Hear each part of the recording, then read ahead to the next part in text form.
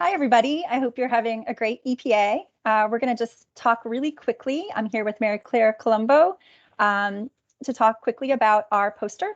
I'm really interested in the idea of using stories to help reduce stigma. And when we teach Introduction to Psychology or Abnormal Psychology, we often use stories either about celebrities or non-celebrities. And I wondered, do these stories make a difference? And if so, are the celebrity stories more effective than the non-celebrity stories? Because wow, if this person could succeed, then wow, that's really meaningful to me. Or are the non-celebrity stories more powerful because you can relate to that person more easily? So I'm going to walk through our procedure very quickly, and then MaryClare will talk about our results. We had two sets of vignettes. So if you were in the study, you would first read a vignette about a celebrity or non-celebrity, Anne Hathaway or her non-celebrity counterpart, Anne Birmingham. And then you would answer some questions about your perception of that person. Each of the conditions, so there were 2 by 4. So we had the non-celebrity and the celebrity. And the one that you read about, you either read about that person coping in a positive way, coping in a negative way, one that was neutral, didn't really talk about something positive or negative, and then another version where there was no mental illness mentioned. So you read about one of these conditions of either Anne Hathaway or Anne Birmingham, and then you filled out some questionnaires about your perception of that person. You did the same with a celebrity or non-celebrity, either Cole Sprouse or Cole Hughes, and then again, completed those measures about the person that you read. Again, the positive, negative, neutral, or no mental illness coping styles.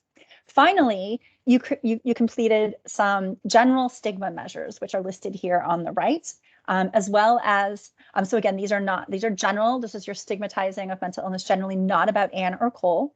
Also demographics and level of contact, meaning your previous contact with people with mental illnesses, and your level of familiarity in the case of the celebrities.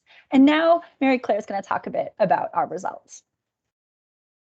So as Susan just talked about, we had several measures for both stigma and perception, and we found no main effects of either celebrity status or coping style on any of those measures.